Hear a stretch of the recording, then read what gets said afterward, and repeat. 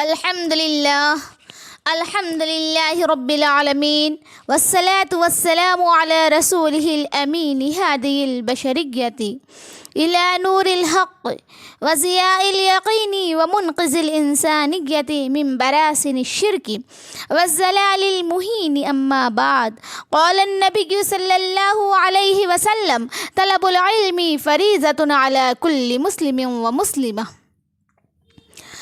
علم ایک نور ہے جو دل کو جلا دیتا ہے، علم ایک نور ہے جو دل کو جلا دیتا ہے، نقش باطل کی طرح ہر جہل کو مٹا دیتا ہے. لذت عشق سے عالم کو شفا سا کر کے، لذت عشق سے عالم کو شفا سا کر کے آدمی کو صحیح انسان بنا دیتا ہے. معزز سامعات، آج میری تقریر کا عنوان ہے علم دین کی اہمیت. جیسا کہ آپ لوگوں کو معلوم ہے کہ آج زمانہ تعلیم میں بہت ترقی کر رہا ہے. تعلیم کی طرف ہر ملک و قوم کی توجہ ہو گئی ہے. اس دور میں قوم اور کسی ملک کی ترقی اسی میں سمجھی جاتی ہے کہ اس کے یہاں تعلیم یافتہ کتنے ہیں. ہر ملک اور ہر گروہ اپنے افراد کو زیادہ سے زیادہ تعلیمی لائن میں لگانا چاہتا ہے اور دوسروں کو اس میدان میں پیچھے ڈھکیلنے میں لگا ہوا ہے. ایک مقابلے کی کیفیت کیسی ہوتی ہے. موجودہ دور میں اس بات کی بڑی ضرورت ہے کہ بتایا جائے کہ اسلام میں علم اور طلب علم کی کیا اہمیت ہے، اور ایک عالمگیر قیادت کا دعوے دار ہوتے ہوئے اسلام انسان کی اس فطری تلاش و جستجو اور کھوج کے لیے کس قدر مفید ثابت ہو سکتا ہے. اس کی تعلیمات انسان کے اس ذوق کی تکمیل و تسکین کا کس درجہ سامان فراہم کرتی ہیں. سب سے پہلی سورت جو آپ صلی اللہ علیہ وسلم پر نازل ہوئی، اس میں اللہ تبارک و تعالیٰ نے انسانوں کو اپنا یہ احسان یاد دلایا ہے کہ اللہ وہی ہے جس نے انسانوں کو علم و تعلیم کے زیور سے آراستہ کیا ہے. ارشاد ہوتا ہے: علم الانسان ما لم یعلم، سکھایا اس نے انسان کو وہ جو وہ نہیں جانتا تھا. قرآن نے جاننے والوں اور نہ جاننے والوں کو ایک ساتھ نہیں رکھا. قل هل يستوي الذين يعلمون والذين لا يعلمون، کہہ دیجئے کہ کیا وہ لوگ جو جانتے ہیں اور وہ لوگ جو جانتے نہیں برابر ہو سکتے ہیں. انہیں اسلامی تعلیمات کا نتیجہ تھا کہ مسلمانوں نے علم کے حصول میں مختلف بر اعظموں اور ممالک کی خاک چھانی، طویل سفر طے کیے، مدارس تعلیم گاہیں اور تحقیقاتی مراکز قائم کیے، دارالمطالعہ اور کتب خانوں کا جال بچھایا اور ساری دنیا میں اپنی علمی برتری ثابت کر دکھائی. اسلام ان سارے علوم و فنون کو سیکھنے اور حاصل کرنے کی اجازت دیتا ہے جس میں انسانی بھلائی اور انسانی معاشرے کی فوز و فلاح مد نظر ہو. ساتھ ہی وہ علم و فن اسلامی اصول و قوانین سے متصادم نہ ہو، لیکن ان سارے علوم و فنون کے مقابلے میں اسلام نے دینی تعلیم کو سب سے اہم اور سب سے بڑا فریضہ قرار دیا ہے.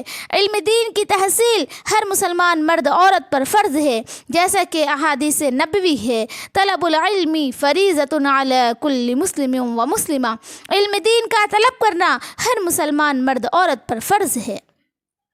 علماء امت نے اس فرضیت کا مطلب یہ بتایا ہے کہ دین کی ان باتوں کا علم ہر مسلمان مرد و عورت پر فرض ہے جن کی عام طور سے ضرورت پڑتی ہے اور جن کے بغیر تعلیمی احکام پر صحیح طور پر عمل نہیں کیا جا سکتا. تو آئیے اس سوال پر غور کریں کہ اسلام نے علم دین کی تحصیل ہر مسلمان پر فرض کیوں کی ہے. یہ بات سبھی جانتے ہیں کہ اسلام کسی خاندان، قبیلے اور برادری کا نام نہیں ہے. جو بھی اس خاندان میں پیدا ہو وہ خود بخود مسلمان ہو اور مسلمان بننے کے لیے اس کو کچھ کرنا نہ پڑے. اسلام ایک مکمل دین، مستقل تہذیب اور مکمل نظام حیات کا نام ہے جس کے احکام و اصول پر چلنے والا ہی دائرہ اسلام میں رہ سکے گا، ورنہ نہیں.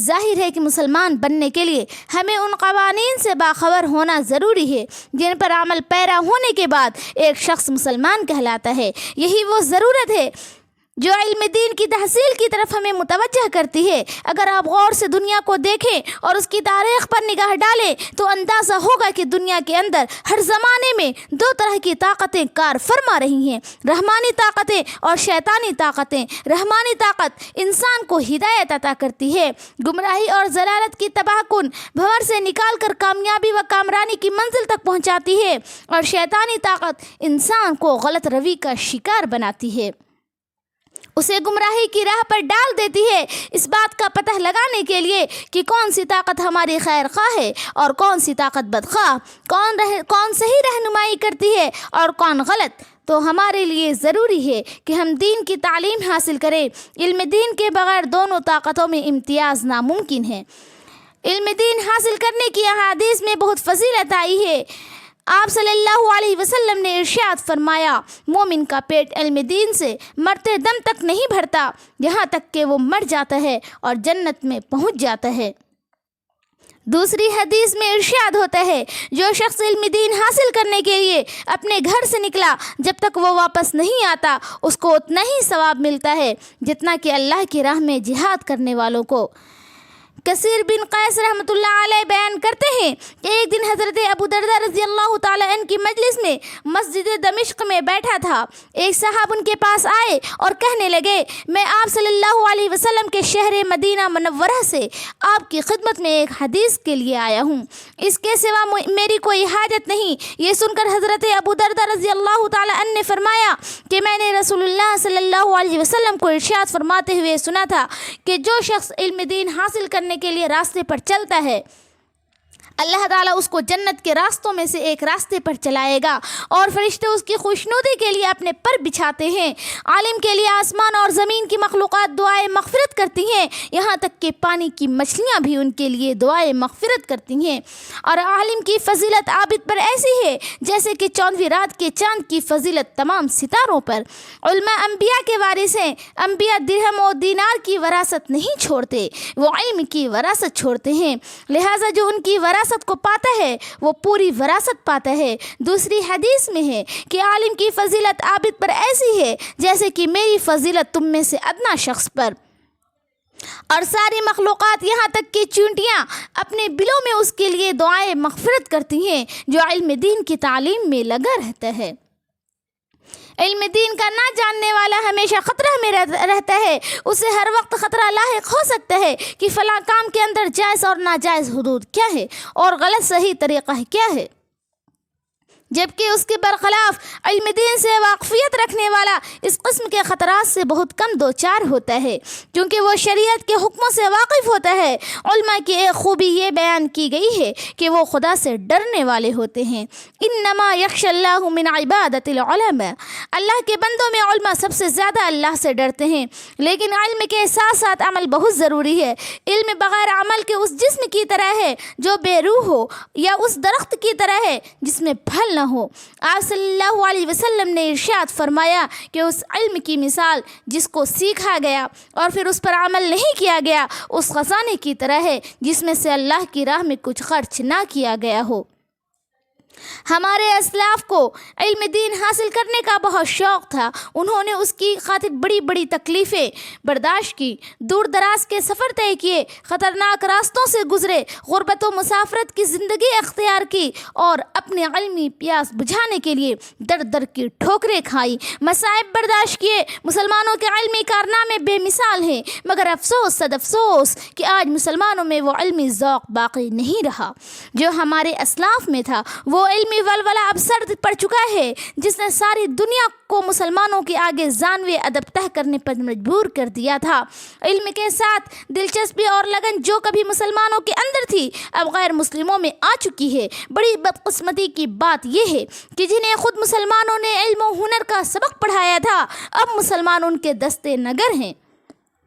مسلمانوں میں وہ علمی ولولے ماند پڑ چکے ہیں جن کے ذریعے ہمارے اسلاف دنیا میں چمکے اور دنیا میں نام پیدا کیا۔ اس لیے ہم لوگوں کو چاہیے کہ اپنے اسلاف کا علمی ذوق اپنے اندر پیدا کریں تاکہ ہمارا کھویا ہوا وقار واپس مل سکے۔